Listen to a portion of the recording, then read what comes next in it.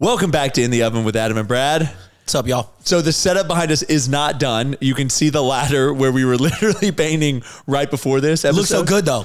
Yeah, I love it. It's kind of like a DIY lime wash, which I'm making a separate YouTube video about that because the material, like the actual stuff to do lime wash paint for this wall was like over $100.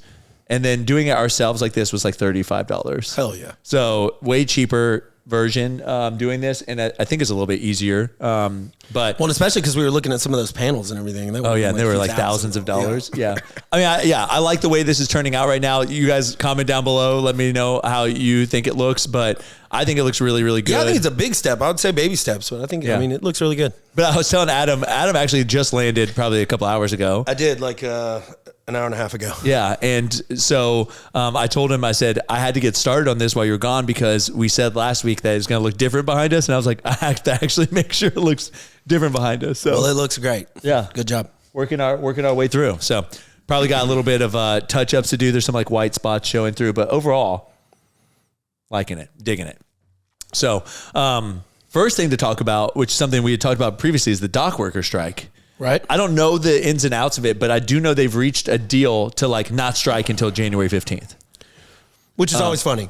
Yeah. I think a lot of it was like, listen, this is me speculating. I have no idea. Listen, this is not the time to strike. Like, we have way too much going on and it's going to cost the country too much. The president doesn't want to step in, but if you strike long enough, he probably will step in. Let's push it till after the holidays. Yeah. I mean, on the one hand, the what you want to call it, the stick of the strike, if you will, is the surprise of it. Like, we're going to do it right now, having a bunch of time to prepare. But then again, I mean, that's really no time. There's no preparation you could do to replace workers in that short amount of time. So yeah, I mean, get everybody through the holidays. There is a ton going on right now. People don't need to feel the burden, feel the stress during the holidays any more than we already are now. So the big thing they bring up though is not like the holidays of like all the stuff shipping. The biggest thing they bring up is bananas. 70% of the U.S. bananas come from the East Coast. They're literally talking about like how there would be no bananas if this happened. I mean, so I don't know why bananas are such a thing, but look up the banana cartels. Look up that whole stuff. Well, yeah, it wasn't. You were telling me about that. Don't some of them have guns? Yeah, United Fruit Company used to have like a rifle and then like smoke coming out of it, and that was like its logo. Right. Down in Honduras and Central America or whatever, there's plenty of other much better, people covering this on YouTube. But they would get land deals that came with railroad deals. And so effectively they were planting the bananas to like feed the workers, probably plantains. And then I guess American Pallet, somehow they got introduced and there was a banana craze and, Yeah. Kind of like Red Bull, anything else, right? Find something that's already exists in some other country and just be like, look, it's new. Well, isn't Pepsi like bigger in other places? Or am I wrong about the Pepsi Coca-Cola thing? I don't know. Well, I know that we're seeing it. The Hispanic snack foods are really starting to like blow up into our grocery stores here. You have got to watch Flamin' Hot. I know. You've got to watch it. It's cool because it's like food manufacturing. Right. So it's got machines we've seen in the background. Yeah. I guess that's really it. I geek out about that type of stuff. Yeah, I think the hardest part for me to watch some of these movies, I have to convince Aubrey that we need to watch those movies. Because like I don't watch movies unless she also wants to watch movies, unless she's out of town. Yeah, yeah, I get that. So it's like... Yeah, well, I mean, like in the Hispanic sector, snack foods, specifically crunchy, savory snack foods, there was a whole demographic of people that were basically taking off the store snack foods and then seasoning them up themselves, like at their house. Like and I'm seeing it. The tahini, the tahini on candy and fruit is like we were walking through like Big Lots and like TJ Maxx this on Sunday. Aubrey and I went out for like a date night and we went and did that stuff and then went to dinner and Aubrey was like, look at all these like tahini flavored stuff and it's like it's huge. Yeah, the international, if you guys have international supermarkets or some foreign specific non-American style grocery store, their snack game is usually on point. Yeah. I mean, you got to be into those types of snacks, but the flavors, they run the gamut. Just entire range. Yeah. So, we've definitely seen that here personally with all of them. You just haven't trimmed up enough, right? I need to trim it up, dude. It's itching. You got the good mustache game. I do too, beard. though. Yeah, you do. Yeah. So, let's see, what else we want to talk about? Oh yeah, Hurricane Milton. Dude, it looks like it's about to slam into our state. The crazy part about it is they were like saying like, oh, it's going to be like they were saying like category 3 or 4 when it made landfall, but it's already a 5. And then they're claiming that it's going to die down. This wind shear from the low front, it's going to die down. But, man, I hope Florida's got some of those radar things, the Dopplers, so Florida can go like, yeah. Well, that's what we're talking about. They know how to we know how to do a lot of weather stuff. How do we not figure out how to not have hurricanes hit us? You know what I mean?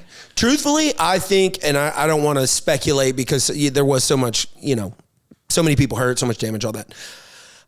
I think that weather manipulation, I think we know how to do a lot more. I think scientists do. I think they can, but I think that it's probably an uncontrollable thing, like a virus escaping. I don't think they know really what's going to happen until they do it. Until they put it to some small area. Let's see what happens. Yeah. Or oops. Right. And then, I think things could be catastrophic. I don't know that you can make a hurricane, but I'm not a scientist. I don't know what you can and can't do. Yeah, I think the most devastating part is a lot of these areas were very affected by Helene and the storm surge. Mm-hmm. So I've seen videos of these people just mud in people's homes and stuff in Florida, and a lot of that debris and stuff from the storm surge is now out for collection. And then literally you have in the next, which when you see this podcast, so have already happened, but in the next 24 to 48 hours. A hurricane is going to make make landfall. And right now they're predicting it could be a category. They're saying it could be a tropical storm all the way up to a category 5. Different models have different things. And so it's very uncertain. And obviously my prayer is that it just dies out to a tropical storm. I hope it dies into nothing because I've seen firsthand what 150 plus mile an hour winds can do to debris, just wood. Pieces of whatever. And I didn't fact check this, but this is what Andy told us, that they retired the name Hurricane Michael.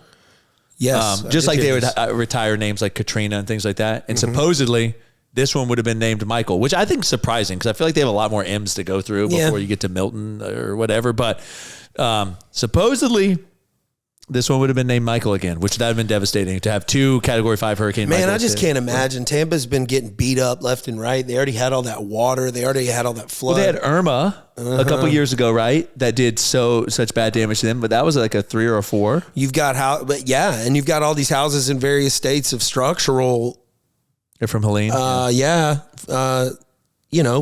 Being repaired that could be just taken out.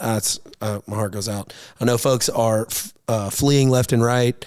Some folks I was at the airport with, they're in Dothan. They've heard hotels are already sold out all the way up in Dothan.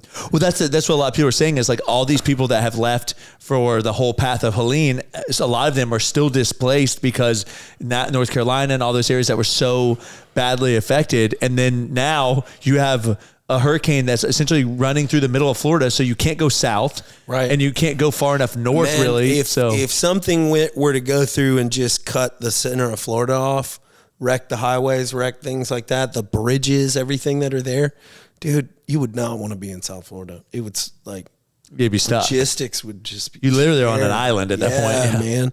Well, because everybody, all the relief, all the everything would be coming and going, so there'd be nobody able to truck things to you, right? So you'd just be stuck. Yeah. So, I think, last night I was watching it and they were saying, oh, you were only expecting hurricane force in Tampa. And then by the time it gets to the other side, Orlando, it's just going to be a tropical storm. Now they're projecting hurricane strength all the way through the state. Yeah. With that tight eye, if the storm stays as big as it is, if it has the ability to okay, I'm off land and I'm back getting stronger again. Yeah. I don't know. Yeah. And it's funny. Well, I guess not funny, but it's, they're talking about how the Gulf water is 5 degrees warmer on average than it normally is this time of year. So that's why the storms are getting fed and growing so fast. That thing went from a tropical storm to a category 5 in 24 hours. Yeah. They said the wind speeds increased 94 miles an hour. So increased by 94 miles an hour in a 24-hour period. Yeah. And you're yeah. And then another thing that kind of is weird about this is a lot of the speculation is that it's going to die down before it makes landfall. There's a lot of essentially hope. A lot of the models are calling it that. So Yeah, I don't know. Like hanging your hat on like, hopefully this thing like kind of fizzles out. It just doesn't, I don't know. I've never seen that many hurricanes like die down out in the Gulf. They usually just get, gosh, man, it feels like there's just more and more of them that are like, I don't know, maybe because I've gone through Michael, they're like more on my radar, but like, this year though really hasn't been it was supposed to be a pretty crazy year. But if you think about it, we're only at like M, which is this time of year, Michael was like this time. So like we're very similar M to M as far as like how many hurricanes have come through. I think it's just that like hit, bro. Is it supposed to hit on the 10th? The 9th, late of the 9th, early on the 10th. Is that when Michael hit? The 10th? Okay. Yeah. Well, I think the what I'm trying to say though is that like I do remember there being like more active hurricane seasons, but I feel like I've never seen so many aimed at Florida. Like, I mean, has Texas or Louisiana really gotten any? Like they used to just they used to like come way from the Atlantic and like run in like they run up that way, Yeah. So I don't know. It's definitely interesting. My heart goes out to like because hurricanes are one of those things like. You can wish it away from you, but like it's going to affect someone else. It's not like you can like. It's always a raw deal. Yeah, you wish someone's getting into screwed. Somebody else. Yeah. So with Helene, I was like hopeful that would hit in a less populated area, but the point is when it dragged up the coast of Florida like that. Yeah, well, it's like one of the few catastrophes, maybe like a spreading wildfire, I guess, but where you just have to stare at it for a long time and like wait. Yeah. Is it? Like, because tornadoes, boom, they just pop up. React, bro, there's a tornado. Right. Earthquakes, Well, and I would argue, too, that tornado damage, as bad as they are, it's like very small. It's so localized, everyone around you can help you. Right. And so, yes, people can get hurt, of course, but yeah, when the first responders are having to deal with their families because their families were wrecked. Right. They kind of not really thinking about work. Well, yeah, and all the businesses are wrecked. And so like everyone's like, not only do I like lost my home, but I lost my place of employment. Like I don't know when my next paycheck's coming in. Like I don't know. So it's like, it's literally goes away. It's crazy. Yeah.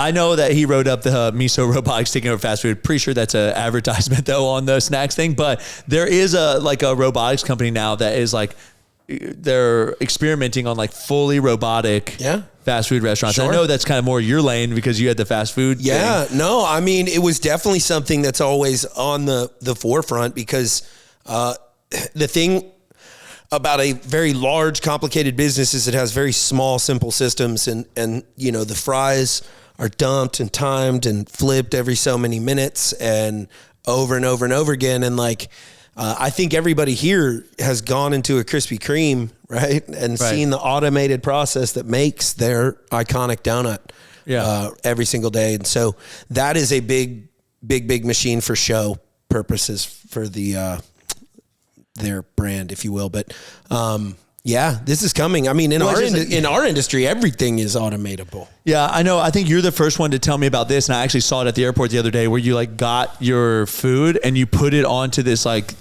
scanner, like this like it was the checkout station, but it had like scanners and like everything popped up and then you just like hit pay and then you paid and you walked out. And there was an attendant there because I think a lot of times right now we're not like trusting of it and then people aren't used to using this stuff. But I mean, they said that in the fast food industry, you're looking at like $4 billion in revenue capture per year on the labor thing. And then you have, I know our Walmart on 23rd Street like has this massive section of self-checkouts now, like huge. And Walmart or Home Depot, all self-checkouts pretty much. What's wild is people want that because they just don't want to interact with anybody on top of everything else. Yeah. They would rather just... And so it saves the company some labor. They swap it out for some robot, some automated thing. Yeah, it's tough times, man. And no wonder we're the loneliest that we've ever been. People don't even want to talk to attendants anymore. I know, man. So. Yeah, it's a little weird, man. And the crazy thing to me is like I would think that like theft and stuff would go up, but they're probably saving so much money that like doesn't even matter that theft is going up. I wonder because I always wonder about that too, and like I don't know. I think there's two types. I think there's people that are just like thieves and they're just gonna fucking steal anyways, right? Yeah. And people that aren't. I'm like the one that doesn't trust the scanner app So I go self-checkout because I think I'm not going to scan something. Right. I'm going to steal a pack of chicken or something. Yeah. You know?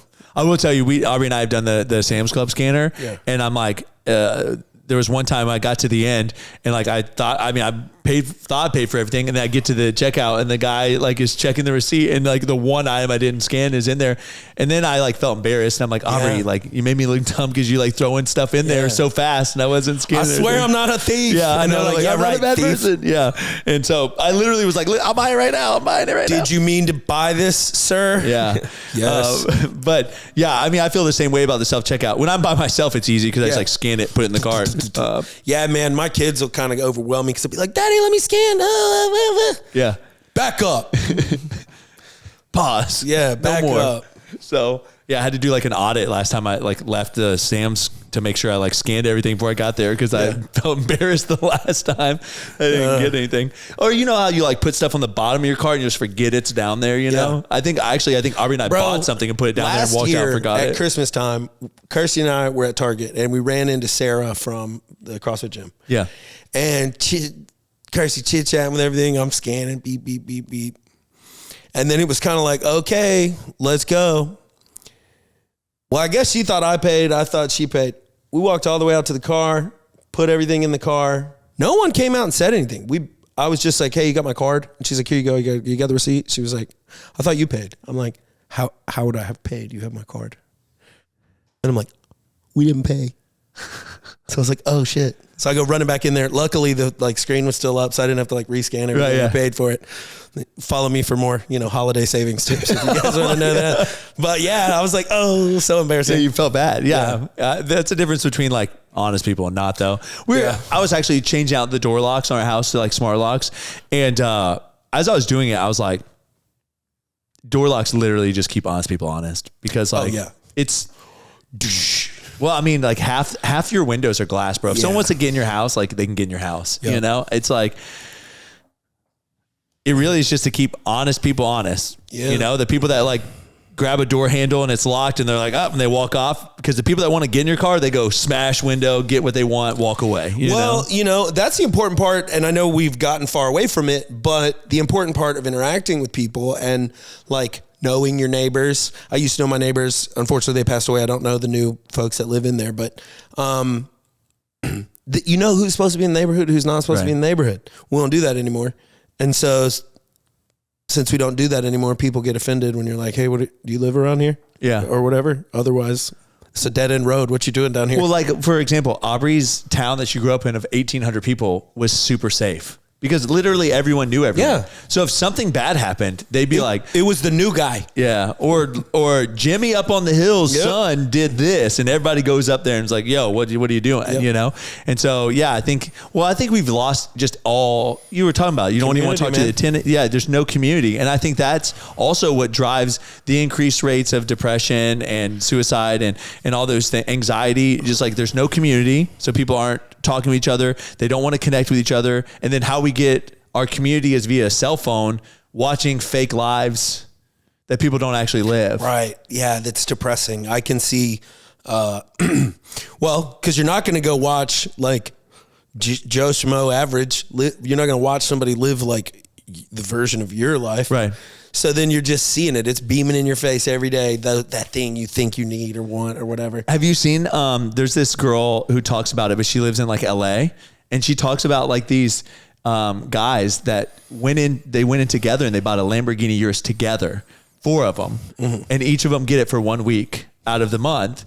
And they just like rotate it around. And then a lot of them will rent Airbnbs for like a couple of days and shoot all their content in these like super nice Airbnbs. And then they go back to like their actual houses and stuff. And I think it's just like really wild, the level of like curated that we've become on these platforms, that like you can't be yourself. No. Like yourself is not good enough. No. And so then imagine, right? You idolize people that are, I mean, plenty of influencers. Oh, yeah. That, I mean, not to take anything away, are just, average people. And so, like, if Joe Schmo over here, or Jane Schmo, oh, I could never do that. If you can't even just be average person. Yeah. I know they have video editing skills. I know they've mastered social media skills. I know they have a skill set, but like the skill set is acting like there is no skill set there. Right. And so you're just like, oh man, everyone's better than me. Yeah. You know, it's kind of raw. Well, and I think that the part that really, really annoys me about social media now is like you have to make very extreme comments in order to like grow. Like you have to do it. There's one of my friends, I won't like name him. I really like the guy. He, talks about how to like grow social media channels, but like his content lately is just like been rubbing me the wrong way because like he says things as like absolutes, like you can't do this or like this is killing your reach, and you have to do it for social media because he like obviously it causes me to want to react to this and be like, no, you're wrong. Or the two reasons you're not getting engagement, like you fail. And so like, but then I'm like, no, this is the game, and I don't want to play that game. I'm just going to scroll on and be like, this doesn't pertain to me. I'm not really interested in this. Clickbait. So, yeah. Click it. So Eastman's seen that firsthand with some of our videos. Like when he put me in like when I got told that like there was gonna be a warrant for my arrest in Virginia because of like the tax thing, right.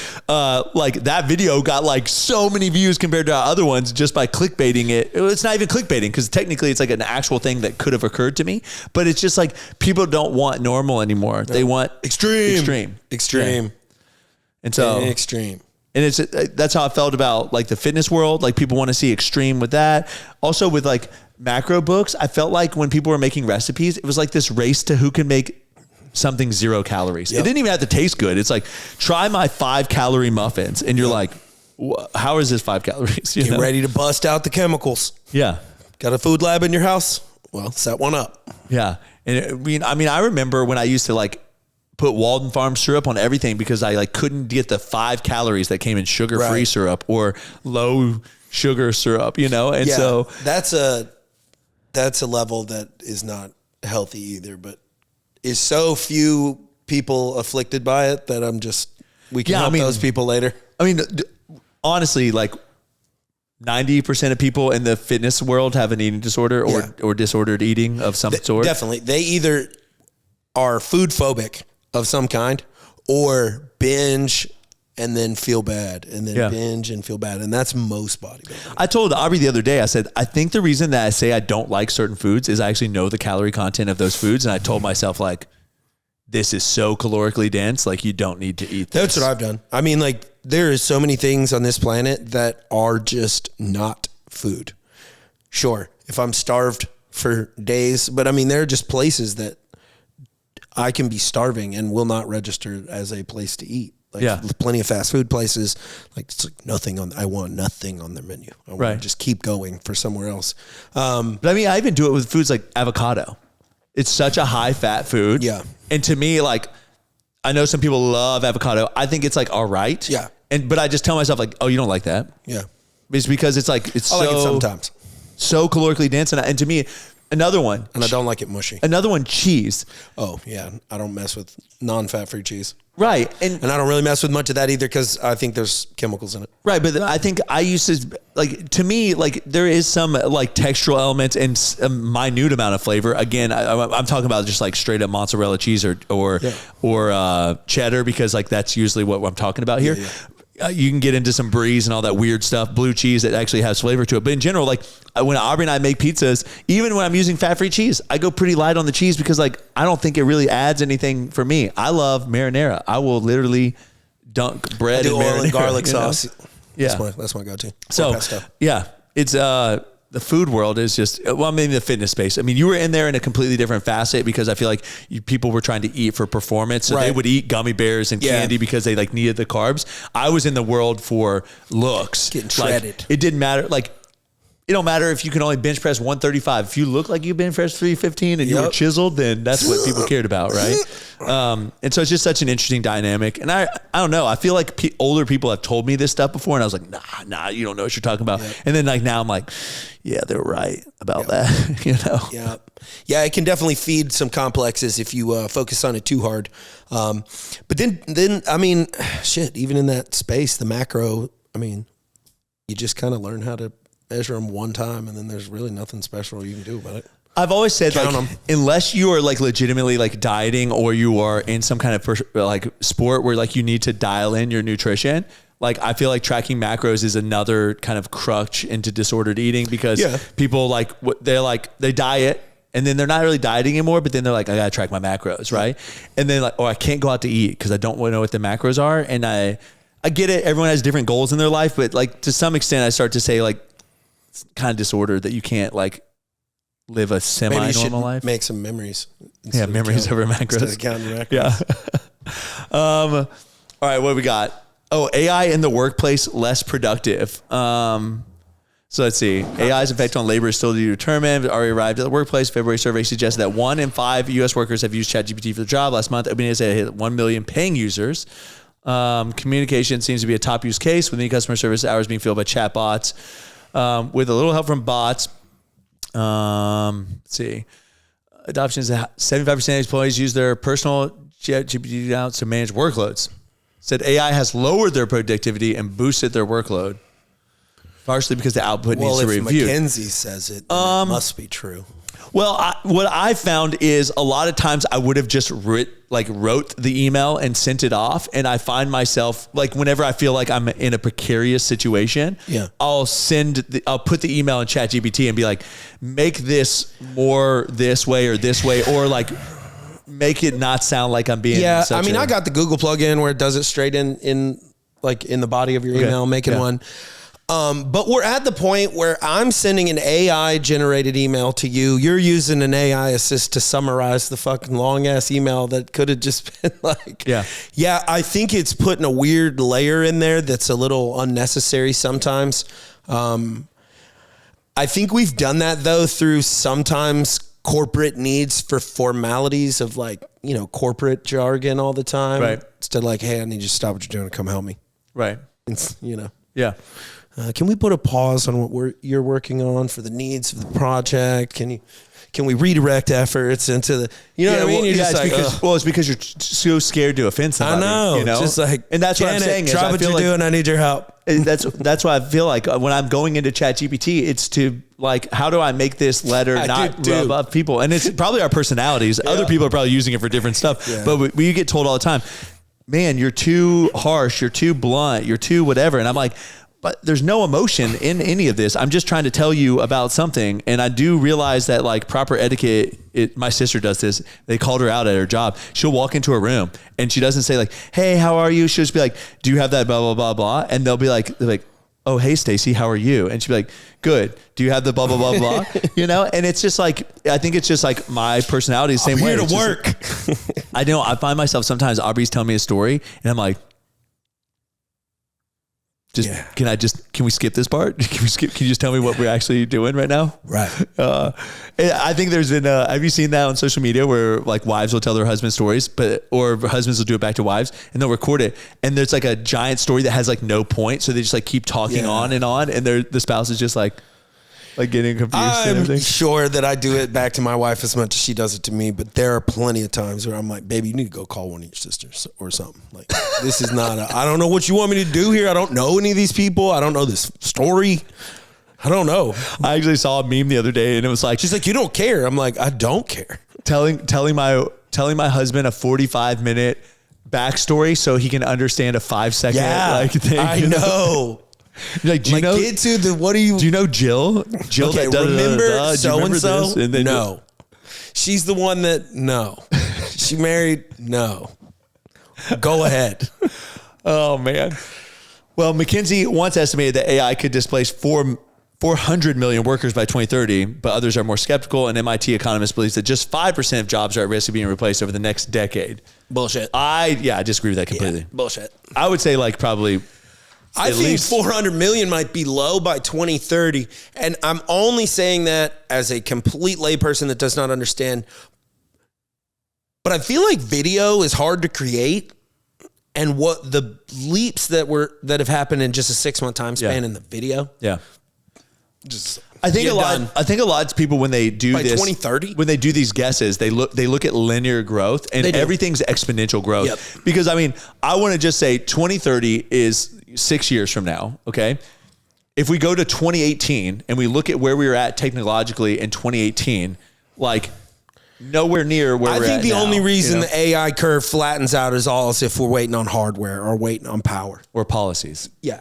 Policies slow things down. So like the only reason it's not going to be damn near straight up is like chipset ability, heat sink ability, battery, whatever we need for that. And 2030 is a long time away. Yeah, for sure. It's not. It used to be nothing. One single presidential cycle, but think about what all happens in one cycle. Yeah. It's fucking crazy. Yeah, it is wild to think about that we're coming up on another presidential election. By the way, I got my mail-in ballot, like the legit November election mail-in ballot. Yeah. Oh, I saw it on your desk. Did you see my story? No. Oh, guess who? Well, I didn't see him, but Trump and Vance's plane. Yeah. I saw the plane. They were at DC. Okay, so I mean, like at my terminal. Oh, really? I mean, they weren't there. It wasn't there wasn't Secret Service or anything, but like I saw that little camera does not do justice on the Zoom because it was like. I mean, I could have hit it with a rock if I were where I was standing. If I had a rock, I had to throw far enough, but still, I don't know. Cool. Yeah, I did see that they were there. Mm-hmm. So yeah. Also, we were up there. Did you see the polls? So you know that I mess up her name every time because is it Kamala? It's Kamala, right? That's what I think it is. It's Kamala. I'm not Harris. doing anything to be offensive. I'm just. Or is it Kamala? It's Kamala Harris. I don't know which one. I've heard both. It's Kamala. It's Kamala. Kamala. Yeah. Okay. And Trump have been neck and neck in the polls. Okay. Right now, now it says Trump's leading 52 to her 52. Sorry, to her 48. People are asking like what went on, and a lot of people are speculating. Do you know she went on that Call Me Daddy podcast? Yeah. Right during the storms happening. Oh. Like people were like, "Oh, you're on a podcast when you should be like out there like." Shaking hands and be like, I'm so sorry this happened to you, Right. So that's part of it. And then another part of it, like on the podcast, the girl that interviews was like, you don't do many long form, sit down things. Like, why did you choose to do this podcast? And, long story short, it was this giant like word salad of nothing, just about like, because you're our industry plant and we put your podcast second to Joe Rogan somehow out of nowhere. Yeah. But I mean, it was this long thing about like, it's all about the vibe, and your people understand the vibe, and they understand about like getting to know me on the personal level. And it's about this personal relationship. And so, it was just like this giant like word salad thing. And again, this is nothing against her as a person. It's just, I don't understand her policies. And when I watched highlights of the Vance and Walz debate, a lot of times Walz was just like, yeah, I agree with you, Vance. And you're like, wait, what? Man, we have done a lot of things wrong and have not gotten a lot of things right, whatever, however you want to say that, as a country. Obviously, I think less government is better. So I'm not going to vote for somebody that's been in government their entire life and is acting like day one is starting sometime soon. Yeah. Like the president doesn't have any existential power that you haven't had the ability to lobby over decades. Like this really matters. Where's your thing you've been striving? What have you tried to solve? Where are your wins? Like if you've been in politics this long, you should have said, I campaigned for this, this, and this, and I got at least this done. Or I got something done that I said I would. They've had decades of her having to run for re-election of some sort. There is nothing. My major problem predominantly with the Democratic Party, which it's like pretty obvious that who Adam and I are going to vote for, but is the wasteful spending. Like, I get it. I definitely believe in certain programs being out there. I think that FEMA and there's other programs that do need to exist, but that money needs to be way more scrutinized. I think there's been a lot of interviews going around talking about like whether or not the FEMA money was used on like illegal immigrants and things like that. There's people saying no. There's like documented proof of people saying, yes, we're redirecting some of the FEMA funds for that. Well, in times of such turmoil, and hell, like no country can take everybody. And what the hell are we doing in the Middle East if not to stabilize it? So why haven't we, the trillions of dollars we've spent over there, at least created a safe space for a country? Like, and how are they getting, whatever. So, but at times like this, for FEMA to come out and go like, we don't have enough money to cover the rest of the storm season. Well, the way I look at it is unacceptable. If the U.S. government was your friend, like it was like, think of the U.S. government right now as a person, right? Mm-hmm. A family, okay? Mm-hmm. In this family, you see them all the time and they're like, oh, hey man, I'm going to buy your meal. And you're like, oh, thanks. Right. And then like, as you get to know this family, you're like, hey man, you're broke. Like you're in a lot of credit card debt and you're always like sending money to other people. And like your kids just broke his arm and you can't even pay to take him to the doctor. Like you really need to focus on like taking your kid to the doctor and quit sending money to this person down there. You would literally be like, there's something wrong with you. But the U.S. government does the exact same thing. And we don't go like, there's something wrong that you've sent billions to Lebanon, to Ukraine, to the Middle East. And you have people that are their homes are destroyed in North Carolina. And you said, we have $750 for you. Yeah, no, they respond to keep that going with, nah, man, we got guns and a copy machine. So we just copy the money anytime we need it. We just print more. Yeah. But right? You can do that, right? But you get what I'm saying, right? If it was a person, you'd be like, you don't know how to use your money. Everybody's feeling the squeeze, man, just to reiterate. But like everything is so expensive because we keep printing money. Yeah. So your dollar's just worth less. It's not that the thing costs more. It doesn't. Your dollar doesn't buy as much. Right. I mean, back in the day, you got milk for whatever, a nickel or whatever time frame. Yeah. If the milk is not more valuable, your money is less valuable. And so like, we just keep doing that. It's kind of a perfect ruse, dude. Cause then everybody just immediately complains about the business charging more. Right. As if like every business, it doesn't have to charge more, as if everything in their life didn't go up, as if they run a business, which none of them do, the complainers anyways, as if they don't know that they're not getting squeezed for labor and squeezed for this. So yeah. And we just keep doing it over and over and over again. Let's go to war with somebody, spend all our money over there, make a whole bunch of people rich as hell. Yeah. Yeah. I think, it's just really difficult to like watch us spend so much money on like other countries and stuff, which I do realize that like America loves to be the world police. And I do believe that obviously there are some reasons that you want to stabilize things just for like economics of the entire world. But like, again, you sent me that video on the World Financial Group or whatever. What's it called? The World Economic Forum. World Economic Forum. And it's like legitimately people richer than countries. Right. And they all meet and talk about like how the money needs to be spent. It's just, it's wild to me. Yep. Like, I guess it's wild to me because like everyone's so like, oh, you're voting for this person, you're a terrible person. You're voting for this person, you're a terrible person. Oh, this person does this person does that. And it's like, you realize like there's like layers and like everything is like, you're talking about puppets and you're getting mad at the puppets. But you're not getting mad at the hands pulling the puppets, you know? Man, I really feel like it was sometime, and I'm not in any way blaming the man. People are going to think we're conspiracy. I feel like it was sometime around the Obama election when politics became more entertainment driven or something. Yeah. Like everybody was saying, you got to vote. All the celebrities, all the, P. Diddy, all that. They were out there saying, you got to get out there and vote. And so it's kind of turned into this like circus. Yeah. Just, I hate it, man. Like, yeah, I don't know. I don't want to go down that rabbit hole, dude. It's just a circus. Yeah. I know we just took like a long tangent on all of the politics. I think it's just because it's just like, it's been weaponized and just the way that social media has become where you have to be like, if you're doing these two things, you're killing your conversions. That's exactly what social media has become. Like, if you're voting for this person, then you hate babies and you don't believe in women's rights and you don't do da-da-da-da-da. And you're like, well, hold on a second. I believe in some of the stuff this person is doing. I don't agree with everything, but the issues that are most important to me are the issues that align with this person's value. That doesn't mean that this other person is to finish making my point, I guess the thing is, before that kind of Obama era style of running for president, I feel like no matter, even in times of a heated election, which, all of them have always been, something like what happened in Asheville occurred, something like I feel like the whole nation took a beat and said like, no, this is what's going on. If you can help, da-da-da-da-da. Right. Yeah. We don't do that. It's just still vitriol.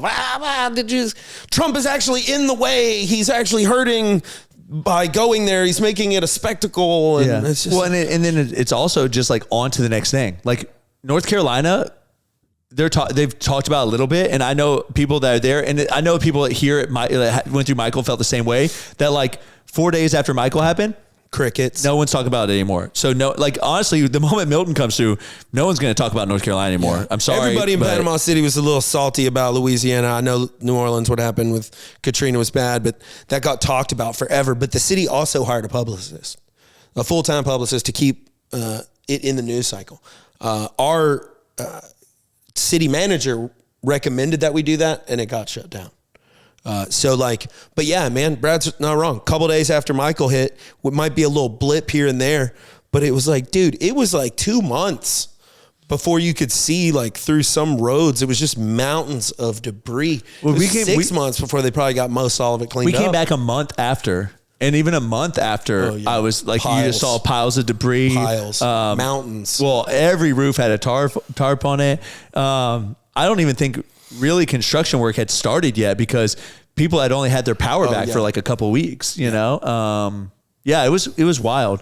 I mean, no cell phone service, none of that stuff. So now we've gone leaps and bounds. I don't know if you saw, like if you've updated to iOS 18 now, you can connect to the satellite, which is really cool. Yeah. Some girl did a tutorial on it and was like, hey, if you were in this area being affected, if you decide to like hunker down, because, you know, Josh from PE Science, the guy that owns PE Science I'm friends with, I offered a place for him. He's like, actually, we had people coming to crash with us and we're riding it out. And I mean, I'll be honest with you, that's what I would be doing in the storm. I would send my family away, but like I would be here because at the end of the day, like, I don't know. I mean, my family is my life, but also this is like the lifeblood of our family as far as like money. I mean, I totally get it. And if y'all don't get it, then you're not running businesses, but like you got to protect your assets because they feed your family. They what provide for everything. So it's and I know a lot of people are like, well, what can you possibly do? Well, after Hurricane Opal, if my parents would have evacuated, everything would have been lost. But because they were there, they were able to get things out. They were able to like get things out of the salt water. They were able to salvage it. You know, you kind of get ahead. Because if you're gone, it sometimes can take you a couple of days. Actually, Michael, they were telling people they couldn't get back in. Even if they had homes there, they were telling them like, nah. Can't come in. Yeah. Yeah. For days, you couldn't drive on the roads. It was too dangerous. Yeah. I mean, we were clearing the roads just for the sake of clearing them. Like it wasn't even like work. It was just like, we let's go, boys. Well, I remember Hurricane Harvey, and for like 2 days after Harvey, I was doing boat rescues. Like people were like, the people don't understand the water level. Like it didn't just like go down. Like it stayed. I think it was the weirdest thing. I remember we were on boats, like going through like intersections, like where the water was so high you could like hit stoplights, you know, because the traffic lights. You would have to be careful sometimes when you're driving because you could only see the tops of cars. Like in a boat, you would run over a car. Yeah. Like it's just mind blowing sometimes when you're thinking about that kind of stuff. Some of the houses, the water would be like running up right to their garages and their front doors, and it almost looked like their house was built on a lake. Like it was supposed to be this like master plan community where everyone got on a boat to get where they wanted to go, and you were like, holy crap! And then sometimes you pull up to a house and the water would be halfway up the house, and you'd be like, oh dang, you know. And I mean, bro, that water was disgusting. Yeah. It smelled bad. I remember like I wore a lot of like long sleeve stuff, but like after that, I remember I was just like scrubbing in the shower because you're just like, I don't know what I'm in. Yeah, dude, you're in the funk. That's for sure. I mean, sewage, everything's in it. Everything backs out. Everything, the water table comes up. Well, I mean, imagine this. Like, imagine like the dirtiest parking lot, like right by a dumpster that you've seen. Now imagine you're like swimming in dumpster water because that's kind of what's happening. Well, I mean, the sewer treatment plant's flooded. Right. It means they've mixed in. Well, but yeah, that's what I'm saying though. All the outdoor dumpsters flooded. All that trash came out. All that debris you see on the grounds. Like, you know, when you see that random rat in the parking lot that's dead, that thing was floating in there, you know? So it was nasty, but yeah, it's just kind of mind blowing on just like the level of destruction and then how long it stays. I think is the thing. It's just like, it's not gone the next day. Like we're talking days and days and days later. You know, and the crazy thing about the flooding is like I had friends that were like out and about that night. It was the Manny Pacquiao fight that night. I think it was the Floyd Mayweather Manny Pacquiao fight or something like that. Maybe when Hurricane Harvey hit, but I remember it was like a fight night, and I had friends that went to bars because it was like it's a category 3. It's not we're inland. It's not a thing, but because of that rain, bro, like some of them were driving home, got flooded out of their cars on their way home. Got stuck and had to walk like miles to get back to their house. That's crazy. A lot of them, their house was fine, but the areas they were in were flooded, and then they couldn't even get to their house. It was wild. It was Storms are nuts. And it cut off like one of the main roads that like helped people go north and south in Houston. So everyone couldn't take these roads. Traffic was normally something that took me 20 minutes would take me an hour and 50 minutes, 2 hours. Yeah. So how it goes. But all right, so we got some fun news on the Fat and Weird front. Why don't you tell everyone about the conference you're at? Yeah, so I was at the National Refrigerated and Frozen Food Convention. It was up in Washington, D.C. I shot up there and met Christian, our head of sales. It was good, man. We got touches on several buyers. This thing is run efficiently. They do basically like speed dating style meetings. You get set up. This was like last minute through our broker CA, kind of put us in contact so we could get some touches with Target. And you get to talk to people in the conference just because I can be like, what your shit say on your chest? You know, and then I'll be like, hey, what's up? My name's Adam. So plenty of that. A lot of folks excited. A couple of people had already heard about the brand. One girl met a super fan of y'all's on the brand. Really? Yeah, absolutely. I'll tell you more about her later. Okay. But it was nice meeting her. She works for a very large company, does some pretty cool stuff on their social media team. So, okay. Yeah. I don't know the story yet, so yeah. Let's go. But so that was fun. Christian and I got to divide and conquer a little bit, of course. So, he got to make sure that, sales were checked in on and some of the stuff he's doing by getting folks samples. That was pretty good. I don't know who all we're supposed to talk about, but met with a few buyers, basically grocery store chains, that said they do all their own self-distribution. And so knowing that, I was able to meet up with a cold storage facility that's got a couple locations, huge locations, way cheaper than we're paying now. So now we just got to juggle trucking, because if they want to distribute it themselves, then we just need a place we can stage a couple truckloads worth ready to go. And that place will also pick and pull boxes and stack stuff. Yeah. So that's a neat tool for us to have that we don't have right now. All in, man, I'd say was pretty good and should lead to some good sales. They're all super interested in the cups. It's a price point thing, like we talked about. So everyone's really excited about around like a $4 to $5 price point, you know, and our bags are like $6.99. So it seems like a little people are less interested in that. I'm hoping that we can get the cups in and show that they're moving, and then move to the bag situation. So. I think that's doable. I personally think the bags are selling like crazy on DoorDash. So we should be able to like show them that they're selling. I would look at those two things and buy the bag every time. Me too. So I think it's just. A lot of who we're talking to is a lot of, you got to think the bulk of retailers are for that value buyer, that super budget focused. And I think 4 looks like less money. Yeah. I don't know, because you see it time and time again, even in brands like Dollar General and stuff, where they'll stock Ben and Jerry's, they'll stock the ice cream. I even had a buyer kind of basically tell me this, that like, go around the rest of the store and look at what it is in cookies and crackers, like in the dry goods and stuff like that. It's all very cheap, very, very cheap. He's, in ice cream, they'll indulge, they'll spend more.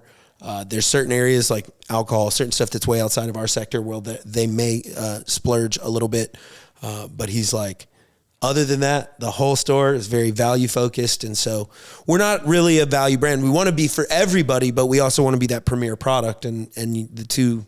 Well, the way I look at it is like, Ben and Jerry's, it used to be like a premier product. In my opinion, I think their pints used to be closer to $5.99. They've kind of driven their price down a little bit. And then you have had premier ice cream brands like come in now. So now you have the Jenny's ice creams and some of these Cool House and some of these stuff doing like more fun flavors. And they're charging, Jenny's was like $9.99 a pint in Publix, and it sells. And I think that's kind of like what we're pushing them towards, is that like, hey, we're a unique product. There's no one doing what we're doing. Like, just give us a chance. Well, done right, man. Again, you're selling the experience. You're selling the time you're having with the product, right? Right. So like, you think about a pint of Jenny's, you're probably thinking about like watching a movie, kind of sitting there like, oh shit, this is gonna be so good. I got my situation. So it's added on top of an already good feeling. You do it too. I've never seen a Jenny's commercial that's like that, but that's what's going on in my head. And so our cookies are like that. And it's like the edible cookie dough for sure. Like pop open that bag, sit on the couch with a friend, because now it's a shareable thing. Your Jenny's ice cream, unless you're sharing with like your wife or like your spouse or something like that, it's like you're usually not like, hey, dig in the tub, I'm gonna dig in the tub back and forth. But the bites, it's easy. Like grab your bites, grab my bites, the bag. It's like sharing a bag of chips, Yeah. So so and then also we got a freezer set up at the Drip locally. It's a coffee place. They are going to sell our bites in cups right now. Because John Vending doesn't have the bags at all.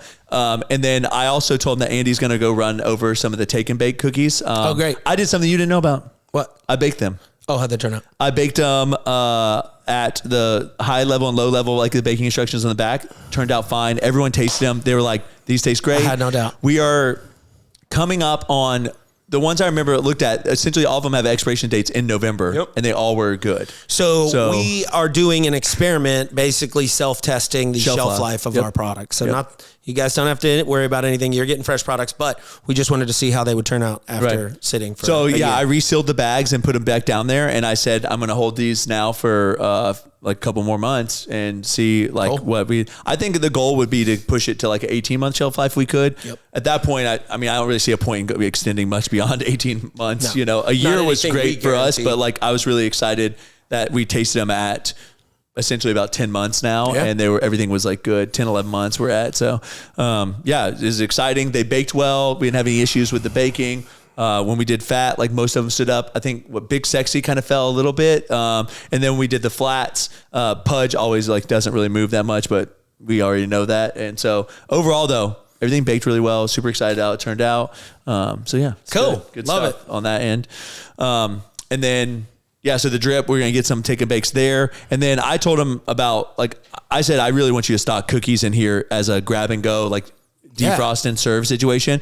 I told him, I was like, obviously people can get them out of here and they can't really eat them right away because they're frozen. But I was like, it takes like 30 minutes for them to defrost. Cause like most of the time when DoorDash delivers it, from frozen, like by the time it gets to the customer, it's already defrosted a little bit. I'm trying to talk to him about that.